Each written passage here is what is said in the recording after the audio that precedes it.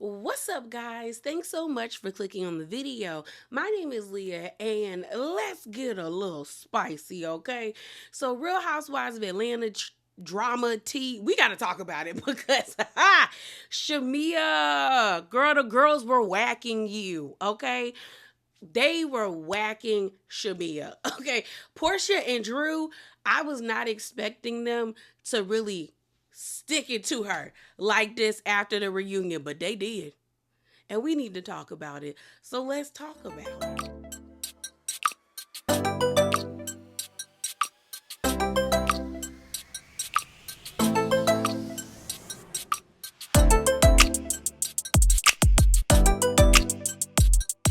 So the first thing we're going to talk about is Simon. So this was reported by Jay's reality blog on July the 17th, and it says this: Simon Guobadia is demanding $500,000 from Porsha Williams for a loss of opportunities and sponsorships, general damages for harm to reputation, emotional distress, and humiliation over his erectile dysfunction post about him, U.S. Weekly reports. So let's get into this article, y'all. And y'all know the link will be in the description box below. But it says this. It says Porsha Williams' ex-husband, Simon Guobadia, reveals he is seeking massive six-figure sum in damages from the Real Housewives of Atlanta star as part of his federal lawsuit against her, U.S. Weekly can exclusively report.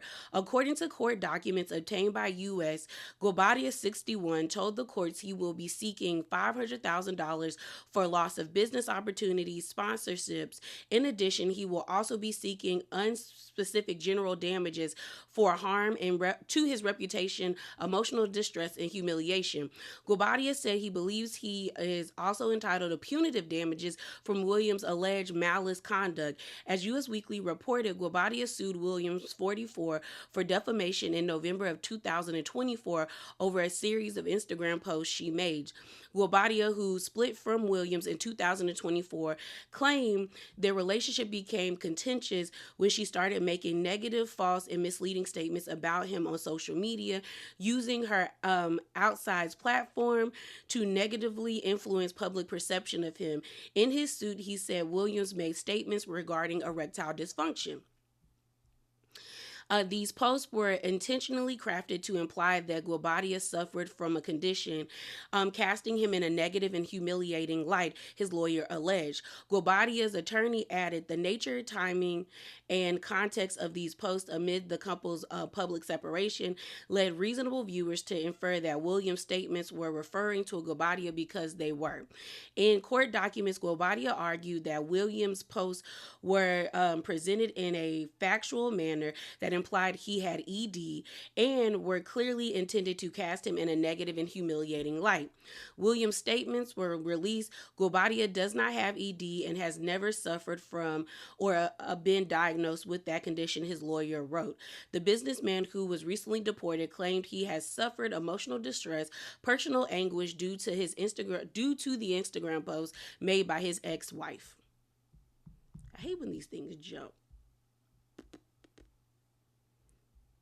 Okay, it goes on to say his suit adds, making these claims in a public forums, Williams ensured their immediate and widespread dissemination, amplifying the harm to Guobadia's credibility and social esteem. In response, Williams demanded the lawsuit be thrown out of court. Her lawyer wrote, none of Williams' posts referred to any particular individual, let alone Guobadia specifically. Williams cannot and should not be held liable for sharing information regarding a common condition that likely plagued many of Williams' social media followers. For this reason and the reason detailed herein, the court should dismiss Guobadia's complaint in its entirety. Her lawyer alleged these posts simply provided information regarding a common condition. The defendant even used the hashtag men's health awareness to draw awareness to the information that may help some of the defendant's social media followers. In his new filings, Guobadia claimed he would submit his medical records to rebut implications made by Williams. The case is ongoing. And The last part of the article says, as U.S. first reported last month, Williams' divorce was finalized. The judge ruled in the RHOA's star's favor and said the prenuptial agreement would be enforced, which Guobadia had opposed. He vowed to appeal the decision. So again, the link to this article will be in the description box below. So was Porsha talking about Simon? We know she was. We know she was. But the truth of the matter is, can they prove it in court? And I don't really think they have a good case. I think Simon is just wasting his money because let's call a spade a spade. During the time that Porsha posted that, Simon was already consecutively on the internet, I feel like day after day after day, dragging her name through the mud. He questioned her intelligence, constantly was calling her stupid. Then he called her a gold digger. Then he was talking about her family, specifically her mom. Then he said that she was ugly, like a pig with a wig on. He was going in for weeks before Porsha put the whole erectile dysfunction thing up. And mind you, she never added him. Same thing with Simon. He spoke about her, but he never really added her. And my thing is can you prove that she was talking about you? And I don't think he can. And the only thing that they could probably say is well, this was during the time that they were going back and forth online. But if you look at how many posts Simon put out versus how many posts Porsha put out during that time, Simon was the one that was on the attack, constantly coming at her. So I don't think he's gonna win. The truth of the matter is Simon is just genuinely upset because I don't think he thought that Porsha was going to beat him.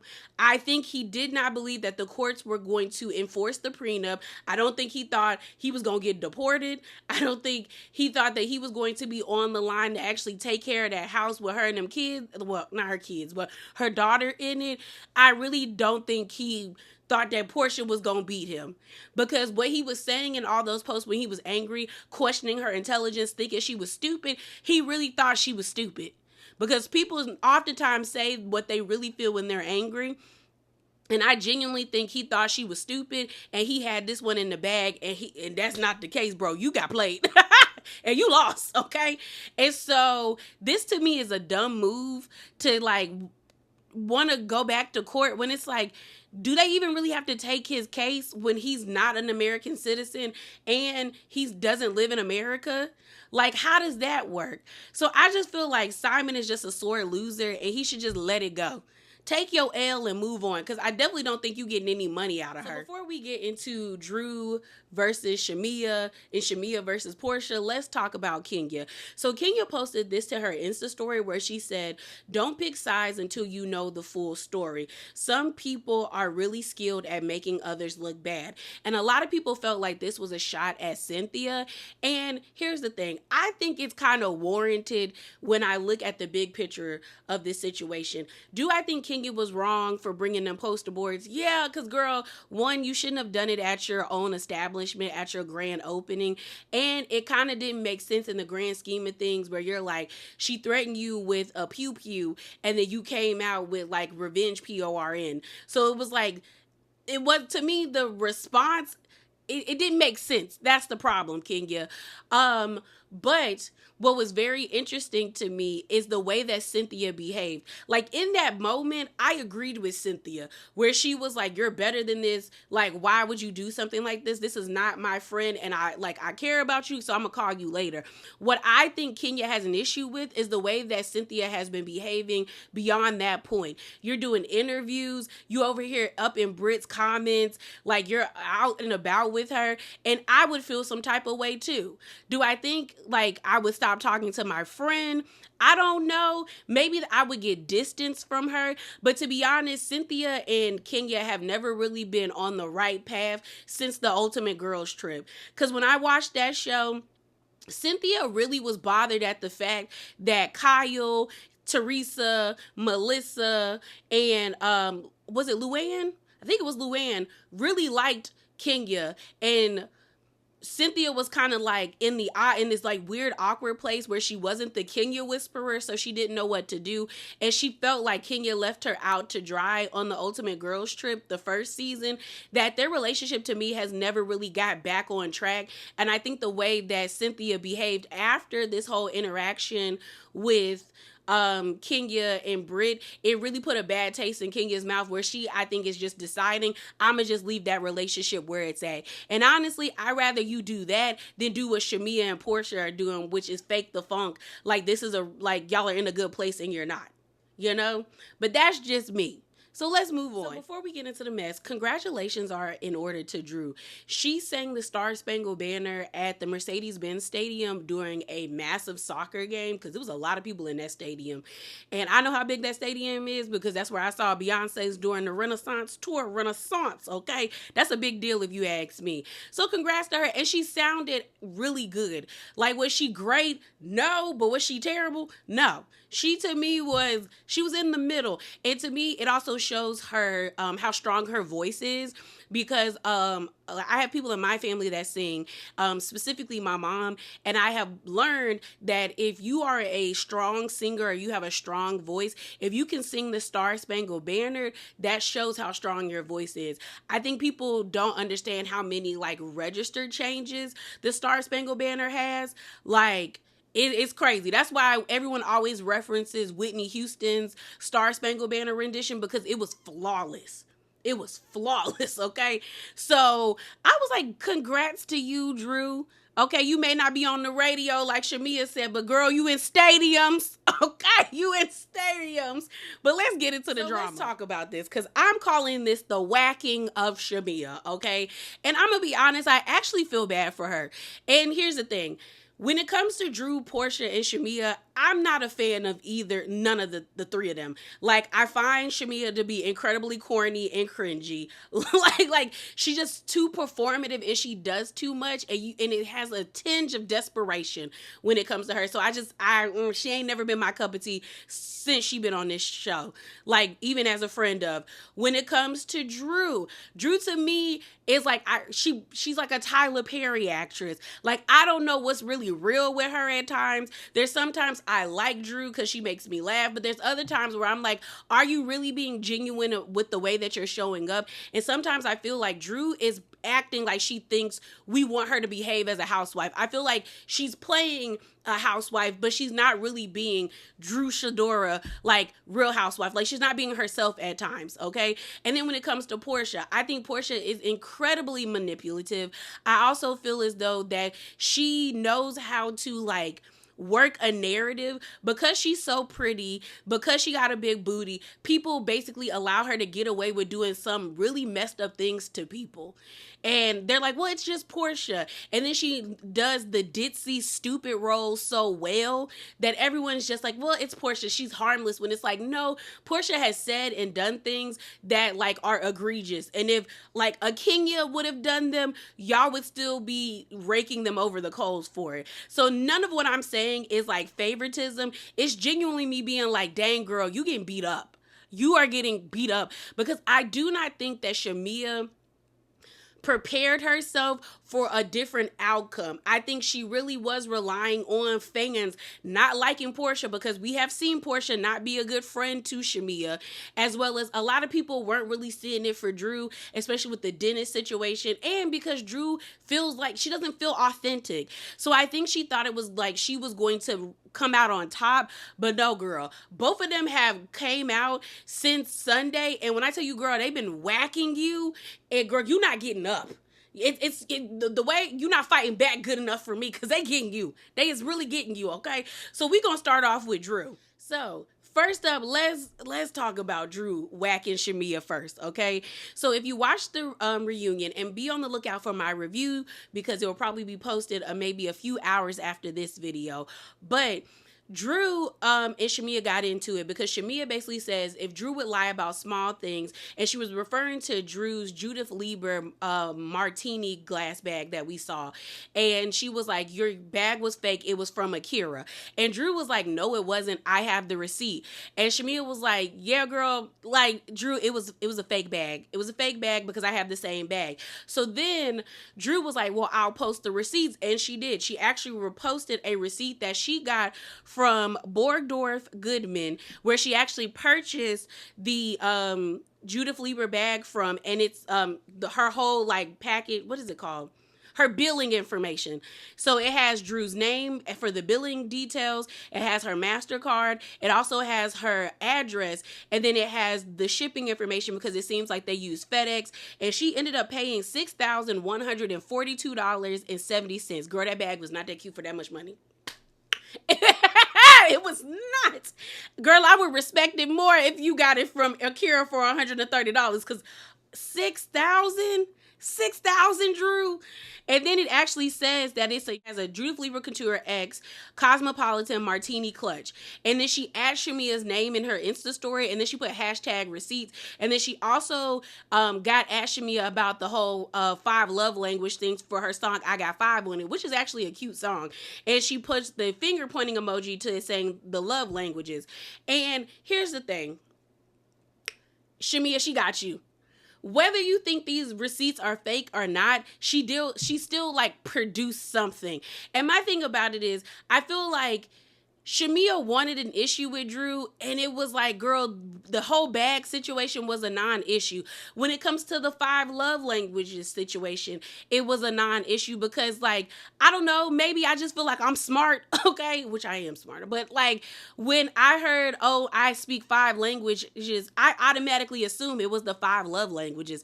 I never thought Drew was out here speaking, like Mandarin, French, Swahili, Spanish, or German or Dutch. I just thought that's what she was talking about. And then when I listened to the song, you get that context in her song. So I think Shamea was just trying to find a reason to like dunk on Drew, but it made herself look stupid because it was like, girl, you don't, what you not getting? What we not getting? Did you listen to the song? Okay, so then Shamea saw this and she clapped back at Drew in her Insta story as well, where she said this: at Drew Sidora with them fake receipts. It was a nice bag, sis. As you see, I have the knockoff version as well. And it is it's 2 pictures right beside. You have Drew's bag that we saw in the actual episode, and then you have the Judith Lieber bag on the other side. And they do look like 2 different bags. But my thing about it, and like a lot of people were pointing out, then why did you make it a big deal if you have the same bag?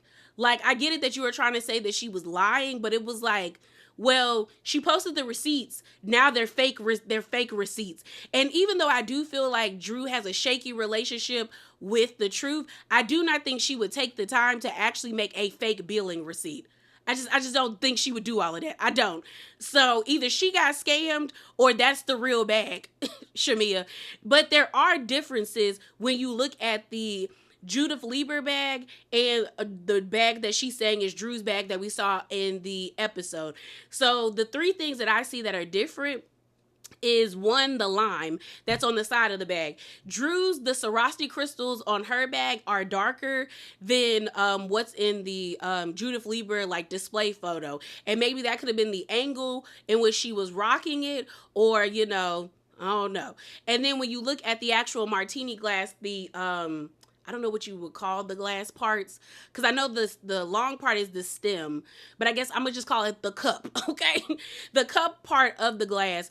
On the Judith Lieber bag picture, the Swarovski crystals are going in like a descending order to a darker color, where it's bright, like silver crystals, then it goes into this light pink, then a darker pink, then like I would say a magenta color, and then a bright red. Okay. And then when you look at Drew's bag, the whole entire like cup portion is pink. And then the Swarovski crystals are like at the top, the silver part are kind of like in a descending up and down order. And then when you look at the like, I guess you would say the platform that the stem is hoisted onto, on the Judith Lieber bag, it's giving a cone shape. And then on Drew's bag, it's like a flat surface. So there are differences here, but if Drew has a receipt, then I guess I'm to believe that what was shown or was actually the bag that she purchased. So maybe they have like a 2.0 version. I don't know. Okay. So then somebody was in Drew's comments by the name of Hot Chick Hot Chick Chic 1, and they added Judith Lieber, and they said, does this bag belong to you? And they put R, but I think they meant to put or at Shop Akira. I bet these pictures be gone before the sun is up. So then Judith Lieber, the actual account, responded to this person by saying, this is a Judith Lieber couture martini bag. So they saying that's their bag. And she posted this under Drew's picture that she had on her Instagram. So then Drew saw this exchange and she posted it in her Insta story with this saying, thank you at Judith Lieber. And then she put at Shamea Morton, take this L and can we move on forward, please? Shamea, she got you. Girl, because the brand even said that was her bag. So even with the differences that I was describing based off of the I guess the promotional photo or the photo that they use on their website, the actual account is saying that is their bag. So yeah, Shamea, take your L and move forward with Drew, please. Because she got you good. She got you good, girl. Right, y'all. So let's get into the whacking of Shamea Porsha style. So I'm going to be feeding in different screenshots because the way that I came across this information is I first saw the original slideshow Porsha posted on the Bravo Shade Room. Then while I was scrolling, I saw that Reality Entertainment did the same thing, but they added more context to their slideshow. Then I saw that All True Tea did a slideshow and they did the same thing. Then something told me just go to Porsha's page and see what happened. And I looked at Porsha's caption for this post and she updated it. Okay, so I'm gonna start off with the Bravo Shade Room. This is what Porsha posted. It says RHOA unseen receipts from reunion episode 2 slide 1/lie number 1. Queen Shamea Muwadi first a wedding, I'm by her side as a bridesmaid. Location Atlanta, Georgia. Second wedding was in Africa. Reference interview at the Breakfast Club. Shamea stated, I only had one wedding and clearly she had two. Slide number 2, lie number 2. I sent at Shamea Morton flowers to congratulate my bestie for her joining RHOA. Her video she made thanking me, followed by the excited congratulatory phone call I made to her, as well as a lengthy caption on Instagram post. 4 slides of peach photos of excitement celebrating Queen Muwadi as a full-time housewife and peach holder. Reference at Candy's interview, Shamea claimed I only said a simple congratulations on the phone. Closed case. So then if you go through the slideshow, you do see one of the pictures of Shamea holding a peach and being down at the beach. And then they kind of cut out Porsha's caption, but you do see that Shamea liked it, okay? You see her. Then she also posts the pictures, and there's also a video. I'm gonna play that for you guys. But I took a screenshot of the letter that was inside the flowers that were sent to Shamea, and it says, love and congratulations, Queen Muwadi. Let's go, XOXO, Porsha. Okay, so let me play that video for you. The beautiful bride. Hey. Congratulations, I love you. Asante sana Rafiki. Oh, Ghana. Oh. Ghana, boys, my send me to get them flowers up in the mud. Look at these things. Okay, I like it. I love it. Oh. And you do it. And you do it. Ooh. And they smell so good. They smell so do it. You gotta, and when you get up, Peach, you get some flowers from your best friend. You get up, Peach, you get the flowers, and you then go in. Ooh.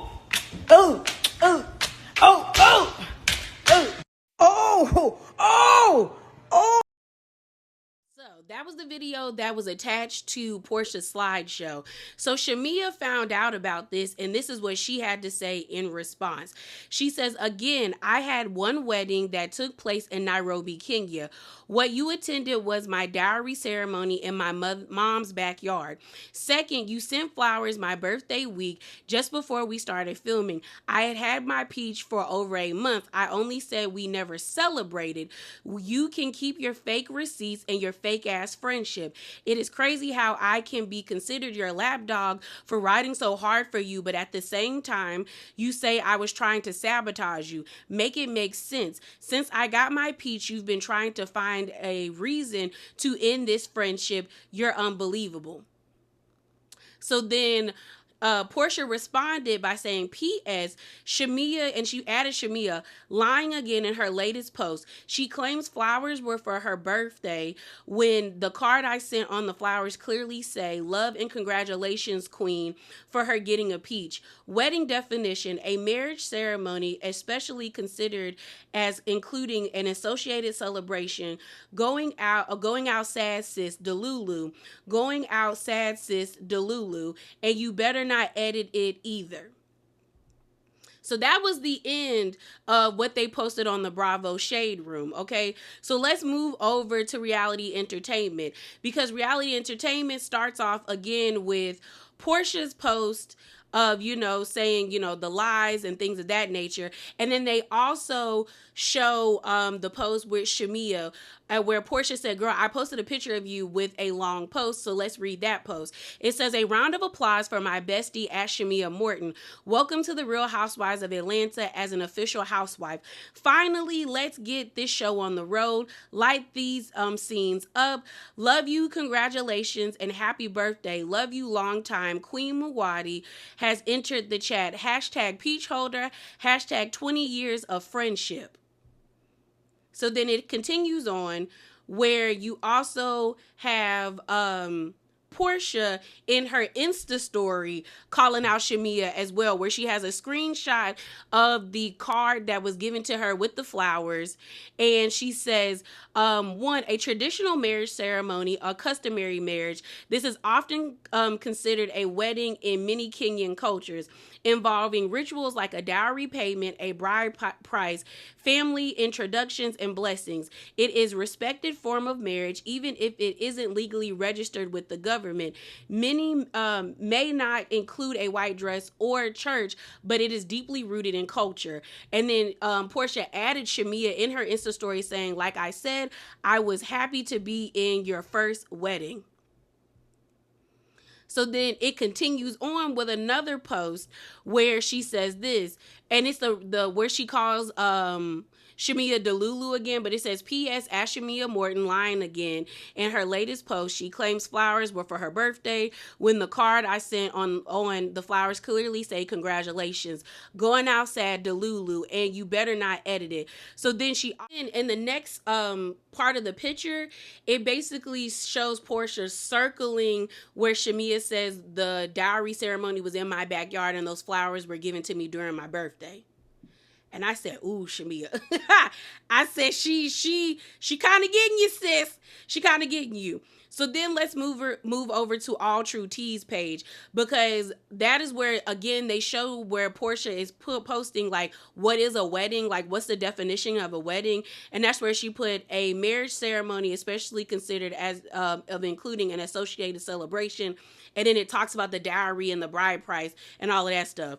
Then also on All True Tea's page, they posted where it, from the Roa Talk, that Shamea and Porsha, or more specifically, Porsha had unfollowed Shamea first.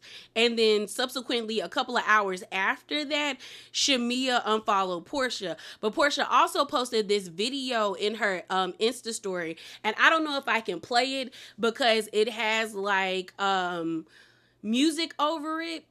and I think it's copyright, but basically it was a lady giving a sermon where she says, you know, I can forgive if it's something that's not malicious or malice, and I'm paraphrasing, but she was like, but if it is something where you've been plotting and you have certain intentions, then no, girl, I can't forgive, because that means you've been scheming on me, preying on my downfall. So she posted that video, and I said, okay, girl. Like I said, Porsha updated her caption. So everything that she put in her Insta story about like what a wedding is, and also like, you know, about the flowers, she added that to her caption. The last part of her caption was, I think she said, this is my response. Okay, here it is. She said, my response to Shamea Morton's smear campaign. So Porsha is definitely leading the charge of saying that Shamea is trying to smear her name, and that was the purpose of her getting on this show. So then Shamea, the last thing I saw that Shamea responded to this with is her being out in St. Martin with Gerald. So it says this: enjoying the views from St. Martin. Anniversary is loading. July the 22nd, 2017. Oh yeah, we saw an iguana. Did you spot one? And she's put swipe, and then she has hashtag the Maguadis. So my final thoughts about this situation. To me, Shamea is the perfect example of why people stress speaking up in the moment instead of waiting, because now you look bad. Like, am I saying that Porsha's receipts were so like oh my god, jaw dropping and revolutionary? No, but it definitely, you got whacked real good, girl. Because you were on the Breakfast Club and you said you only had one wedding. And I agree that Shamea only had one wedding, and then the thing that Porsha went to was the bride price and dowry, because that is what Shamea is saying. But there are some cases where that is where the wedding takes place. So, and then even on the reunion, when Porsha was like, would Gerald say that was a wedding? And Shamea was like, he probably would. So if one person in the party says that it was a wedding, technically it was a wedding, you know? And I know that part was important to you, but it was more important to Porsha to go to the actual wedding in Africa. So I understand her frustrations there. But if you guys had already had a conversation about it, why then is that still a point of contention for you? That means you weren't totally honest in that conversation, and you really didn't let Porsha have it the way you wanted her to.